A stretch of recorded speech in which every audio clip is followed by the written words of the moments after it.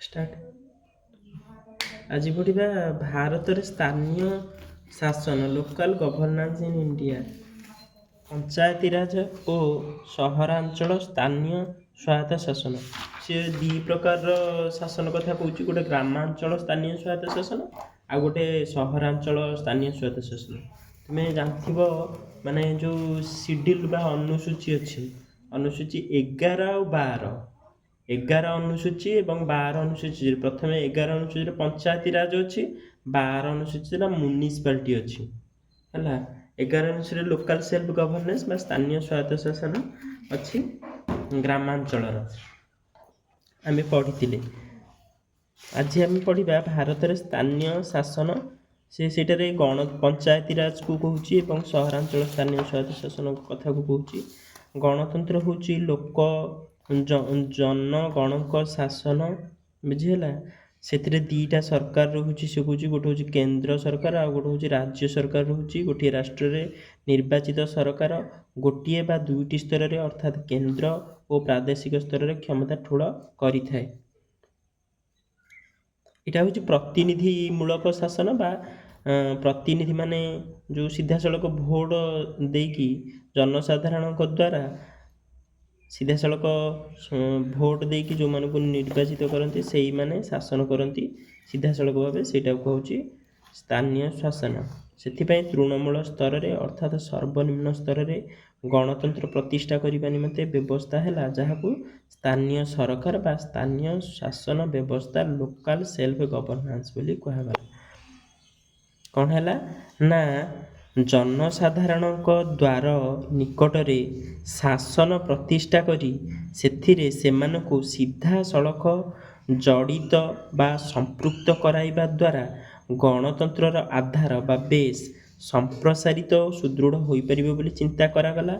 ସେଥିପାଇଁ ତୃଣମୂଳ ସ୍ତରରେ ଅର୍ଥାତ୍ ସର୍ବନିମ୍ନ ସ୍ତରରେ ଗଣତନ୍ତ୍ର ପ୍ରତିଷ୍ଠା କରିବା ନିମନ୍ତେ ବ୍ୟବସ୍ଥା ହେଲା ଯାହାକୁ ସ୍ଥାନୀୟ ସରକାର ବା ସ୍ୱାୟତ୍ତ ଶାସନ ସଂସ୍ଥା ଲୋକାଲ ସେଲ୍ଫ ଗଭର୍ନାନ୍ସ ବୋଲି କୁହାଗଲା। ତୁମେ ଭଲ ଭାବରେ ଏଇଟାକୁ ମନେ ରଖିବ। ଏଇ ଯେଉଁ ଚାର୍ଟଟାକୁ କେମିତି ମନେ ରଖିବ ନା ଭାରତରେ ସ୍ଥାନୀୟ ଶାସନ ଦୁଇ ଭାଗରେ ବିଭକ୍ତ କରିଛି। ଗୋଟେ ହେଉଛି ଗ୍ରାମାଞ୍ଚଳ ସ୍ୱାୟତ୍ତ ଶାସନ ବ୍ୟବସ୍ଥା ବା ପଞ୍ଚାୟତ ରାଜ, ଏପଟେ ସହରାଞ୍ଚଳ ସ୍ୱାୟତ୍ତ ଶାସନ ବ୍ୟବସ୍ଥା ବା ନଗର ଶାସନ। ଗ୍ରାମାଞ୍ଚଳ ସ୍ୱାୟତ୍ତ ଶାସନ ବ୍ୟବସ୍ଥା ପଞ୍ଚାୟତି ରାଜଟା 1959 ମସିହା ଅକ୍ଟୋବର 2, ଯେଉଁଦିନ ଗାନ୍ଧୀ ଜୟନ୍ତୀ ହେଲା, ଗାନ୍ଧୀ 2 ତାରିଖ ଅକ୍ଟୋବର 2ରେ ଜନ୍ମ ହୋଇଥିଲେ। ଅକ୍ଟୋବର 2 ତାରିଖରେ ରାଜସ୍ଥାନରେ ଷ୍ଟାର୍ଟ ହେଲା। 1959 ମସିହା ଅକ୍ଟୋବର 2 ତାରିଖରେ ରାଜସ୍ଥାନର ନାଗୌର ଡିଷ୍ଟ୍ରିକ୍ଟ ହେଲା, ନାଗୌର ଜିଲ୍ଲାରେ ହେଉଛି କ'ଣ ହେଲା, ହେଉଛି ପଞ୍ଚାୟତି ରାଜ ବ୍ୟବସ୍ଥାଟା ଆରମ୍ଭ କରାଗଲା, ପ୍ରଥମ ପ୍ରଚଳନ ହୋଇଥିଲା।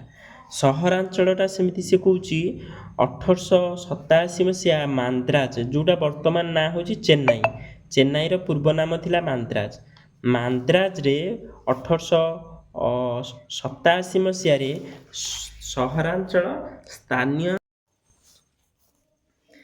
ଏଇ ଯେଉଁ ମାନେ ଏଇଟା କରିବାର ମୁଖ୍ୟ ଉଦ୍ଦେଶ୍ୟ ହେଲା ମାନେ କ୍ଷମତାଟାକୁ ବିକେନ୍ଦ୍ରୀକରଣ କରିବା, କ୍ଷମତାଟା ଗୋଟେ ଜାଗାରେ ଠୁଳ ନ ରଖିକି ମାନେ ସବୁ ଛୋଟ ଛୋଟ ମାନେ ତୃଣମୂଳ ସ୍ତରକୁ ଆସିବାଟାକୁ ସେଇଟାକୁ କହୁଛନ୍ତି କ୍ଷମତାର ବିକେନ୍ଦ୍ରୀକରଣ। ଏଇ ପଞ୍ଚାୟତିରାଜ ବ୍ୟବସ୍ଥା ବା ସ୍ଥାନୀୟ ସ୍ୱାୟତ୍ତ ଶାସନ ସଂସ୍ଥା ମାଧ୍ୟମରେ ଏଇଟା ହେଇପାରିବ, ସେଇଟା ସେ କହୁଛି। ଏଇ ଯେଉଁ ପଞ୍ଚାୟତିରାଜ ବ୍ୟବସ୍ଥା ସେ କହୁଛି 73ତମ ସମ୍ବିଧାନ ସଂଶୋଧନ ଆଇନ 1992 ମସିହାରେ ସାମ୍ବିଧାନିକ ମର୍ଯ୍ୟାଦା ପାଇଲା। 1993 ଜୁନ୍ 1ରୁ କାର୍ଯ୍ୟ କଲା। କେଉଁଟା ପଞ୍ଚାୟତିରାଜ ବ୍ୟବସ୍ଥାଟା, ବୁଝିଲା। ଆଉ ସହରାଞ୍ଚଳ ନଗର ଶାସନଟା କ'ଣ 74ତମ ସମ୍ବିଧାନ ସଂଶୋଧନ ଆଇନ ସେଇ 1992ରେ, ଏଟା ବି 1993 ଜୁନ୍ 1ରେ କାର୍ଯ୍ୟକାରୀ ହେଲା, ବୁଝିହେଲା। ତୁମକୁ ତାହେଲେ ମନେ ରଖିବାକୁ ପଡ଼ିବ 73ତମ 73rd କନଷ୍ଟିଚ୍ୟୁସନାଲ ଆମେଣ୍ଡମେଣ୍ଟ ବିଲ୍ରେ ପଞ୍ଚାୟତିରାଜ ହେଲା, 74ଟା ହେଉଛି ମ୍ୟୁନିସିପାଲିଟି ହେଲା, ବୁଝିହେଲା। କିନ୍ତୁ କାର୍ଯ୍ୟକାରୀ ସାରା ଦୁଇଟା ସାରା ସେଇ ସମାନ ଦିନରେ ହେଇଛି। 1993 ମସିହା ଜୁନ୍ 1ରେ ଏଟା ବି କାର୍ଯ୍ୟ କରିଛି ପଞ୍ଚାୟତିରାଜଟା, ସହରାଞ୍ଚଳଟା ବି କାର୍ଯ୍ୟ କରିଛି। ଦୁଇଟା ସାରା 1993 ଜୁନ୍ 1ରେ କାର୍ଯ୍ୟକାରୀ ହେଲା। କିନ୍ତୁ ସାମ୍ବିଧାନିକ ମର୍ଯ୍ୟାଦା ସେ ପାଇଥିଲା 1992ରେ। ଏଟାକୁ ମନେ ରଖିବାକୁ ପଡ଼ିବ, ଏଇଟା ବହୁତ ଇମ୍ପୋର୍ଟାଣ୍ଟ ଅଛି, ପଡ଼ିବ ପରୀକ୍ଷାରେ। ତାପରେ ସେ କହୁଛି କେଉଁ ଭାଗ ଆମର ଯେଉଁ ସମ୍ବିଧାନ ମାନେ 22ଟା ଭାଗ ଥିଲା, ବର୍ତ୍ତମାନ ହେଇଛି 25ଟା ଭାଗ ହେଲା।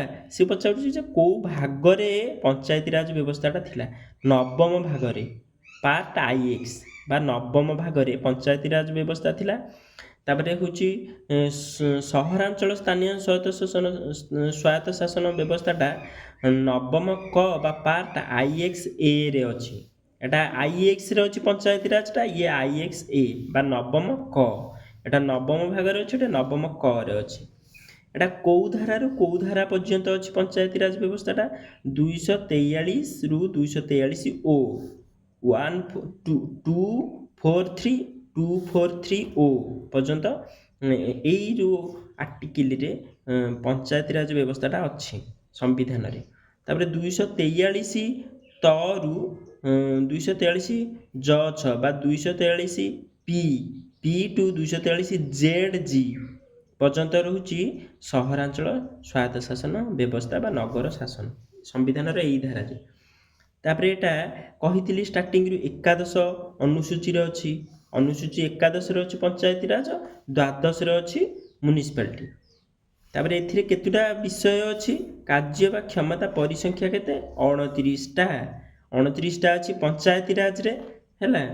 ଏଟା ହେଉଛି ଦ୍ୱାଦଶରେ ଅଛି, ଦ୍ୱାଦଶ ଅନୁସୂଚୀ, ଏବଂ ତାର କାର୍ଯ୍ୟ ଓ କ୍ଷମତା ପରିସର ସଂଖ୍ୟା ହେଉଛି 18 ଗୋଟି ତାର ସଂଖ୍ୟା ଅଛି, କ୍ଷମତା ସଂଖ୍ୟା ଅଛି 18 ଗୋଟି।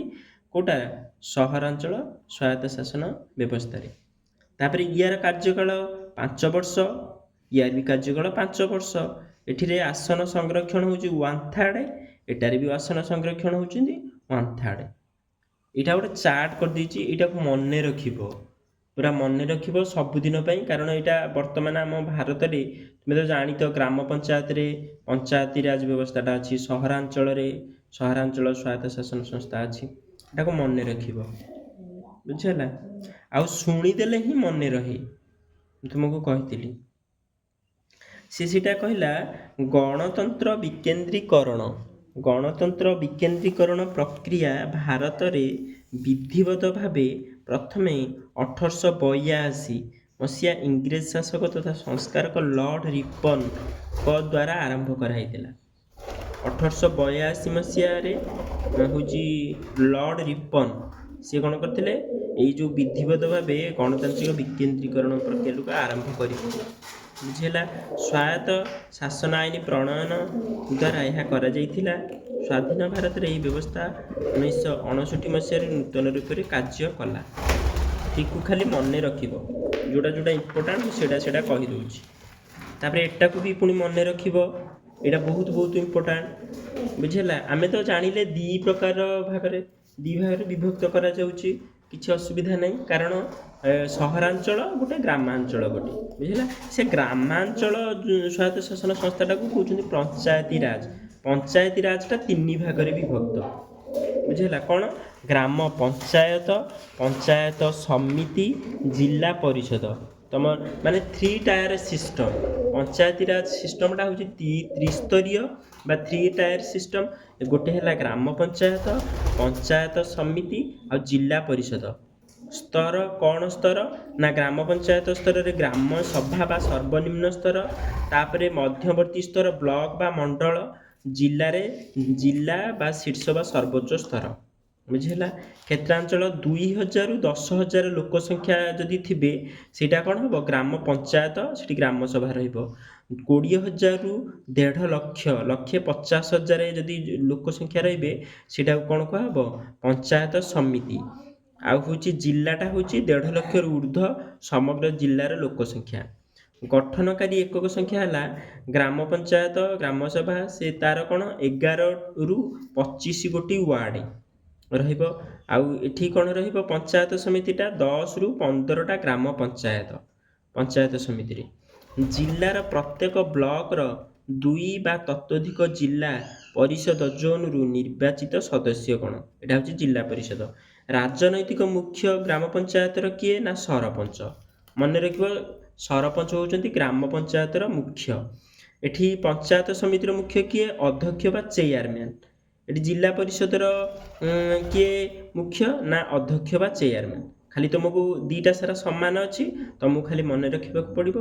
ଗ୍ରାମ ପଞ୍ଚାୟତର ମୁଖ୍ୟ ହେଉଛନ୍ତି ସରପଞ୍ଚ। ତମର ଯେମିତି ଏଇଠି ସରପଞ୍ଚ ଅଛନ୍ତି, ବୁଝିହେଉଛି।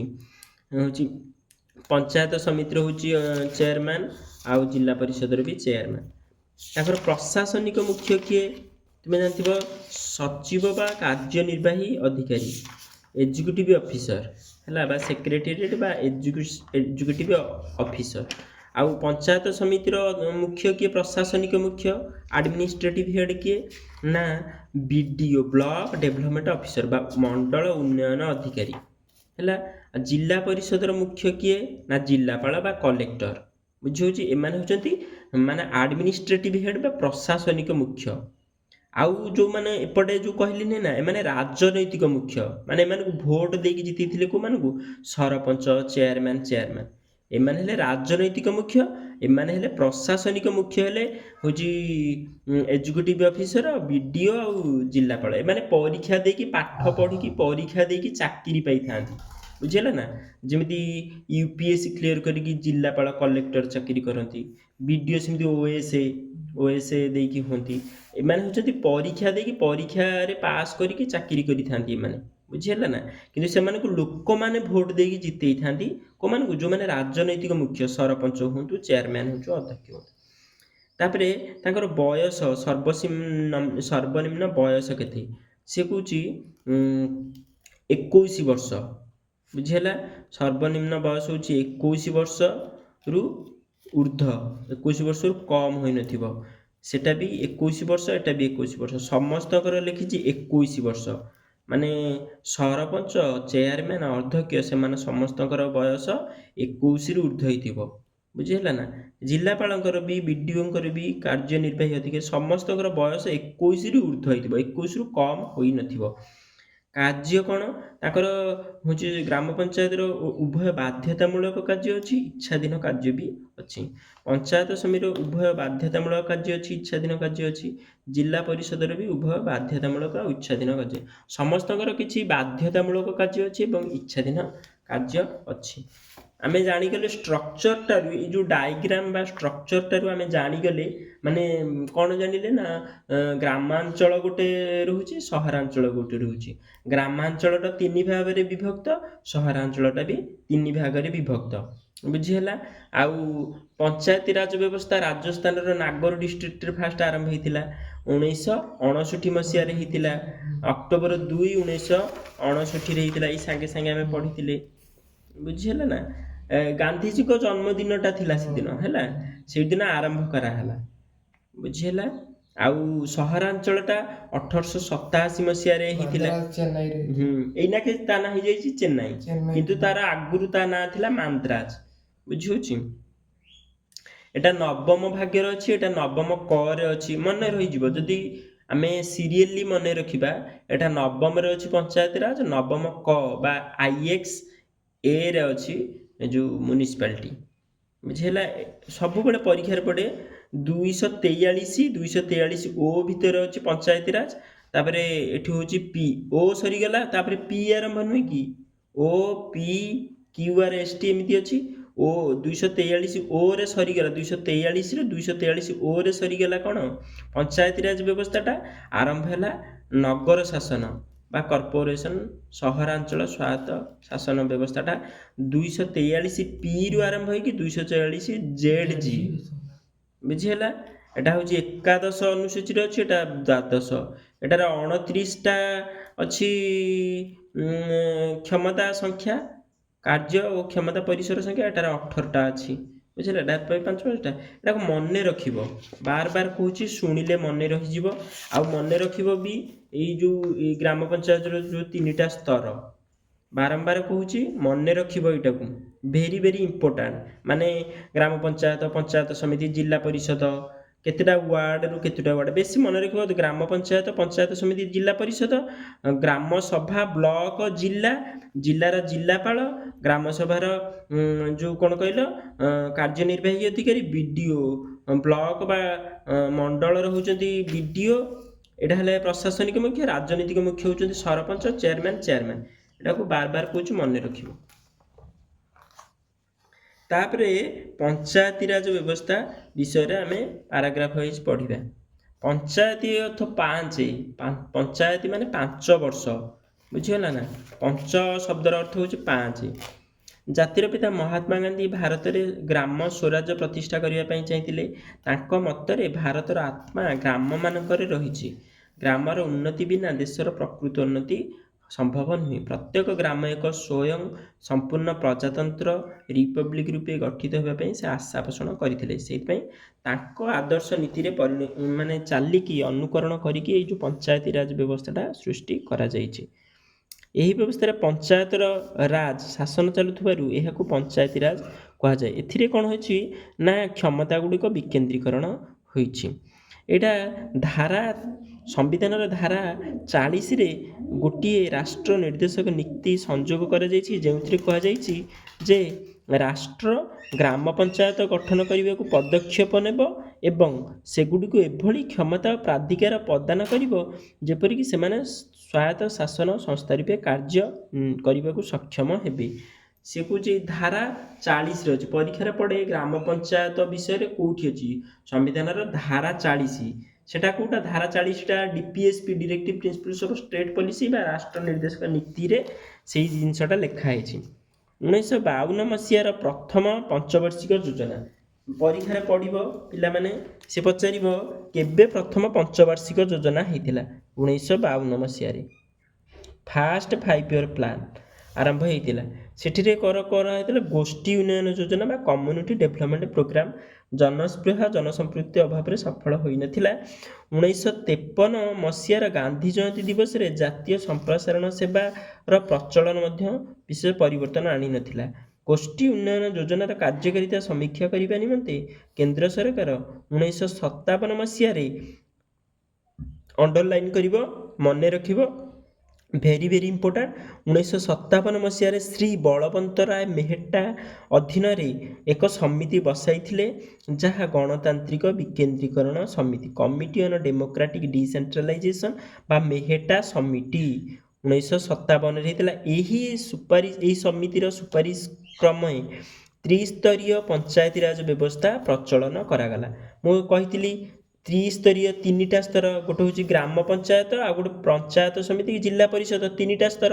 ଏଇଟା କୋଉ କମିଟି ଯୋଗୁଁ ହେଇଛି ନା ଶ୍ରୀ ବଳବନ୍ତ ରାୟ ମେହେଟ୍ଟା କମିଟି 1957 ମସିହାରେ ହେଇଥିଲା।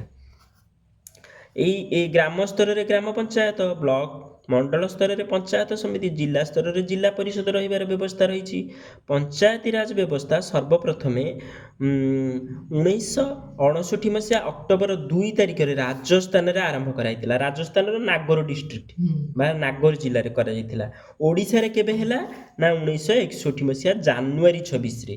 ତମକୁ ମନେ ରଖିବାକୁ ପଡ଼ିବ ଭାରତରେ ପ୍ରଥମେ କେବେ ହେଇଥିଲା ଆଉ ଓଡ଼ିଶାରେ କେବେ ହେଲା। ଭାରତରେ ହେଇଥିଲା ରାଜସ୍ଥାନର ନାଗୋର ଡିଷ୍ଟ୍ରିକ୍ଟ ଅକ୍ଟୋବର 2, 1959। ତା 2 ବର୍ଷ ପରେ 1961 ମସିହା ଜାନୁଆରୀ 26 ତାରିଖରେ ଓଡ଼ିଶାରେ ଆରମ୍ଭ କରାଗଲା ପଞ୍ଚାୟତି ରାଜ ବ୍ୟବସ୍ଥାଟାକୁ। ବୁଝିହେଲା? ତାପରେ କ'ଣ ହେଲା,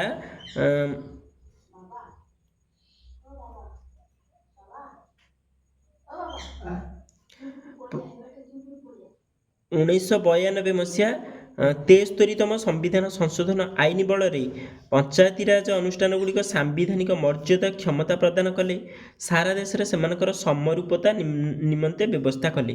ବାରମ୍ବାର କୁହାହେଉଛି 1992 ମସିହା 73ତମ ସମ୍ବିଧାନ ସଂଶୋଧନ ଏବଂ 74ତମ ସମ୍ବିଧାନ ସଂଶୋଧନ ହେଇଥିଲା। 73ରେ ହେଇଥିଲା କ'ଣ? ପଞ୍ଚାୟତିରାଜ। 74ରେ ହେଇଥିଲା ମ୍ୟୁନିସିପାଲିଟି ବା ନଗର ଶାସନ। ବୁଝି ହେଉଛି? ସେହି ସମୟରେ ତତ୍କାଳୀନ ପ୍ରଧାନମନ୍ତ୍ରୀ ଥିଲେ PV ନରସିଂହ ରାଓ। ଦେଶର ପ୍ରଧାନମନ୍ତ୍ରୀ ଥିଲେ PV ନରସିଂହ ରାଓ। ବୁଝିହେଲା? ତା କାର୍ଯ୍ୟକାରୀ ହେଇଥିଲା 1993 ମସିହା ଜୁନ 1ରେ। ଖାଲି ମନେ ରଖିଦିଅ ଏତିକି।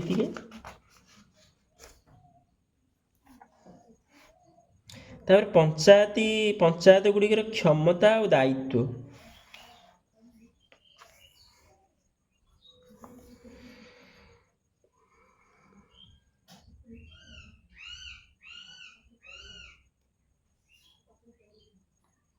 ମାନେ ପଞ୍ଚାୟତ ଅନୁଷ୍ଠାନର କାର୍ଯ୍ୟକାଳ 5 ବର୍ଷ, ସେଟା ଜାଣିଥିବ ତୁମେ ହେଲା। ଅନୁଷ୍ଠାନର ପ୍ରଥମ ବୈଠକ ଦିବସରୁ ଗଣନା କରାଯାଏ। କାର୍ଯ୍ୟକାଳ ଶେଷ ହେବା ପୂର୍ବରୁ ନିର୍ବାଚନ ଅନୁଷ୍ଠିତ ହେବ। କାର୍ଯ୍ୟକାଳ ଶେଷ ହେବା ପୂର୍ବରୁ ଯଦି ଆନୁଷ୍ଠାନିକ ଭାଙ୍ଗି ଦିଆଯାଏ ତେବେ 6 ମାସ ମଧ୍ୟରେ ନିର୍ବାଚନ ଅନୁଷ୍ଠିତ ହେବ। ତୁ ଜାଣିଥିବୁ କାର୍ଯ୍ୟକାଳଟା ହେଉଛି 5 ବର୍ଷ, କିନ୍ତୁ ଯଦି 5 ବର୍ଷ ମଝିରୁ ଭାଙ୍ଗି ଦିଆଗଲା ତାମାନେ ଆଉ ଥରେ 6 ମାସ ଭିତରେ ପୁଣି ନିର୍ବାଚନ ଆରମ୍ଭ ହେବ 6 ମାସରେ। କିନ୍ତୁ ଅବଶିଷ୍ଟ 6 ମାସରୁ କମ୍ ଥିଲେ ଏଇ ନିୟମ ଲାଗୁ ହେବ ନାହିଁ। ଯଦି ଗୋଟେ ମାନେ ଏ ଯେଉଁ ପଞ୍ଚାୟତ ଇଏଟା ଭାଙ୍ଗିଗଲା 5 ବର୍ଷ ପୁରିତେ ଆଉ 6 ମାସ ଅଛି, ଅଳ୍ପ ଦିନ ଅଛି, 5 ମାସ ଅଛି, ତାହେଲେ ଆଉ ଥରେ ହେବନି। କିନ୍ତୁ ଯଦି ମାନେ 5 ବର୍ଷରୁ 2 ବର୍ଷ ଯାଇଛି କି 3 ବର୍ଷ ଯାଇଛି କି 4 ବର୍ଷ ଯାଇଛି, ଆହୁରି ବର୍ଷେ ରହିଲାଣି ପୁରିବା ପାଇଁ କାର୍ଯ୍ୟକାଳ, ତାହେଲେ ହବ। ଯଦି ଅଳ୍ପ ମାସ ଥିବ 3-4 ମାସ ତାହେଲେ ହବନି। 6 ମାସ କୁହାହଉନି କି ହବ ବୋଲି, 6 ମାସ ଭିତରେ, ବୁଝିହେଲା ନା।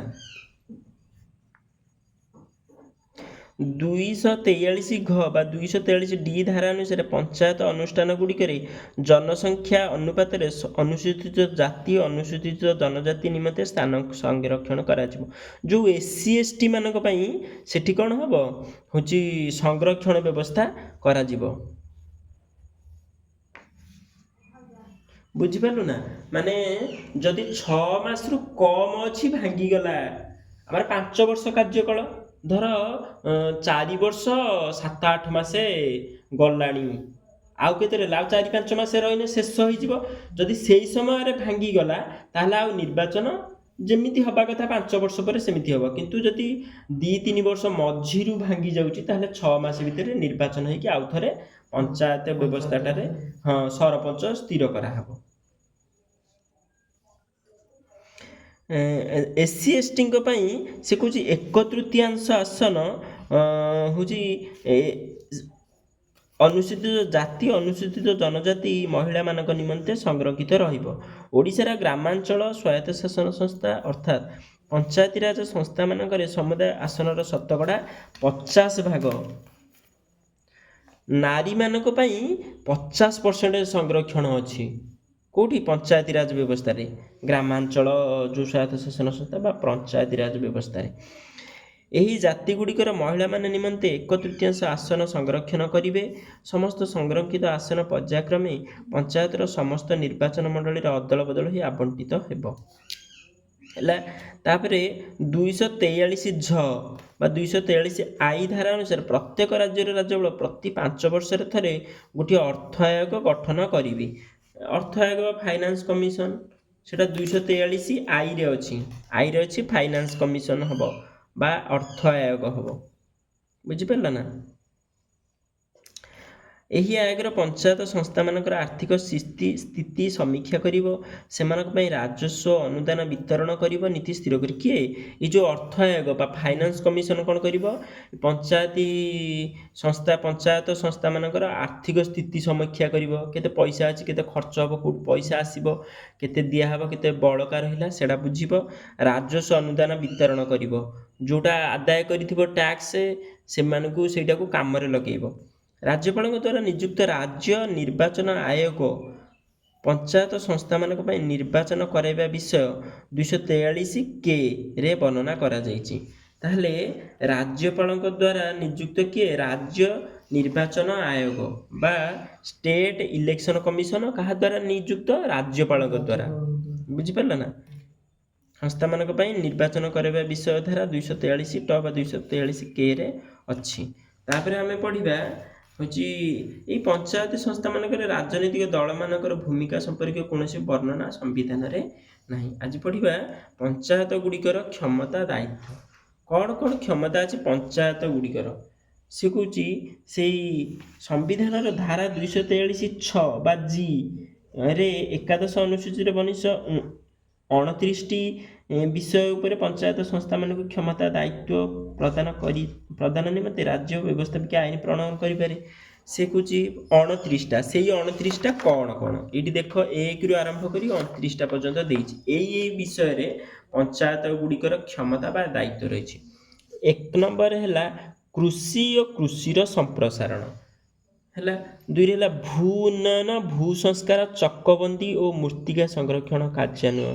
କାର୍ଯ୍ୟ ଉନ୍ନୟନ, କ୍ଷୁଦ୍ର ଜଳସେଚନ, ଜଳ ପରିଚାଳନା, ଜଳ ବିଭାଜିକା ଉନ୍ନୟନ, ଏଇ ବିଷୟ ଗୁଡ଼ାକ ଗ୍ରାମ ପଞ୍ଚାୟତରେ ବା ପଞ୍ଚାୟତ ସମିତିରେ ରହିଛି ତାଙ୍କର କ୍ଷମତା। ଯେମିତି ଗୋଟେ ବିଲରେ କେମିତି ଜଳସେଚନ କରାହବ, ମାନେ ଫସଲକୁ କେମିତି ପାଣି ଦିଆହବ, ବୁଝିହେଲା। କୃଷିର କେମିତି ଉନ୍ନତି କରାହବ, ପଶୁପାଳନ, ଦୁଗ୍ଧ ଉତ୍ପାଦନ, କୁକୁଡ଼ା ପାଳନ, ମତ୍ସ୍ୟ ଚାଷ, ସାମାଜିକ ବନୀକରଣ, କେମିତି ଗାଁରେ ଗଛ ଲଗାହବ, କୃଷି କ୍ଷେତ୍ର ବନୀକରଣ, ଯେଉଁଠି ଟାଙ୍ଗରା ଭୂଇଁ ଅଛି ସେଠି ଗଛ ଲଗାହବ, କ୍ଷୁଦ୍ର ଜଙ୍ଗଲଜାତ ଦ୍ରବ୍ୟ, ଖାଦ୍ୟ ପ୍ରକ୍ରିୟାକରଣ ଶିଳ୍ପ ସମେତ କ୍ଷୁଦ୍ର ଶିଳ୍ପ, ଖଦି ଗ୍ରାମ୍ୟ କୁଟୀର ଶିଳ୍ପ, ଗ୍ରାମ୍ୟ ବାସଗୃହ, ପାନୀୟ ଜଳ, ଜାଳେଣୀ, ପାନୀୟ ଜଳ ମାନେ ସ୍ଥାନେ ସ୍ଥାନେ ନଳକୂପ କିମ୍ବା ଯେଉଁ ଟ୍ୟୁବୱେଲ୍ ଆଉ କୂପ, ନଳକୂପ, ପୋଖରୀ ଖୋଳାଯିବ ଗାଁରେ ଲୋକମାନେ ପାଣି ପାଇବା ପାଇଁ, ଚାଷ କରିବା ପାଇଁ। ଜାଳେଣୀ, ତୃଣାଦି ପଶୁ ଖାଦ୍ୟ, ରାସ୍ତାଘାଟ, ନାଳ, ପୋଲ, ଘାଟ, ଜଳପଥ ଗମନାଗମନର ଅନ୍ୟାନ୍ୟ ଉପାୟ କରିବେ।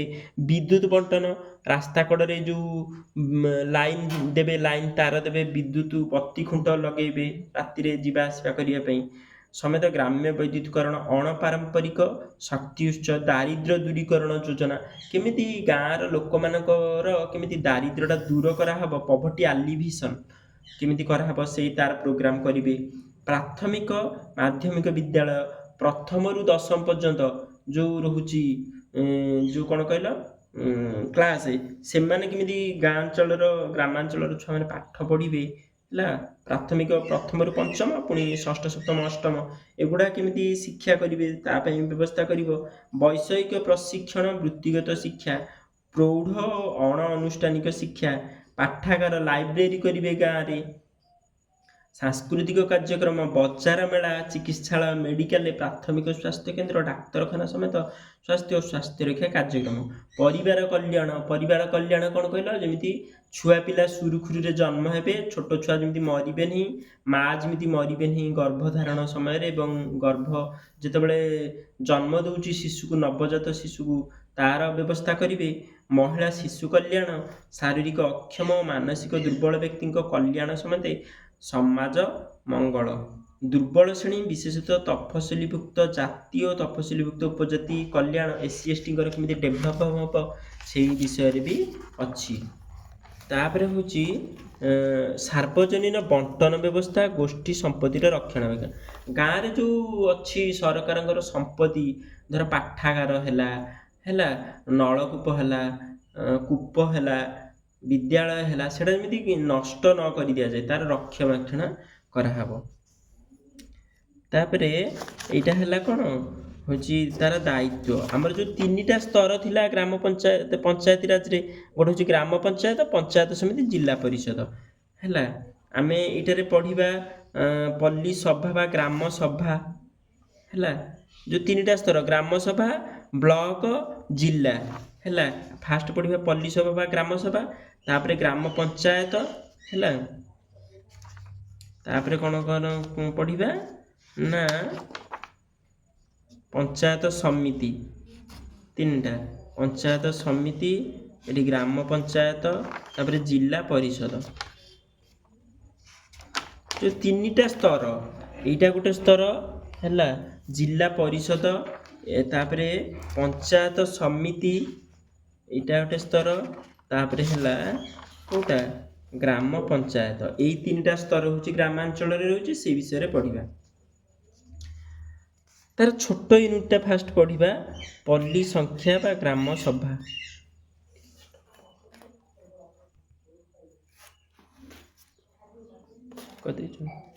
ଛୁଇଁଦେଲେ ଷ୍ଟପ୍ ହେଇଯିବ, ଚାଲୁଛି।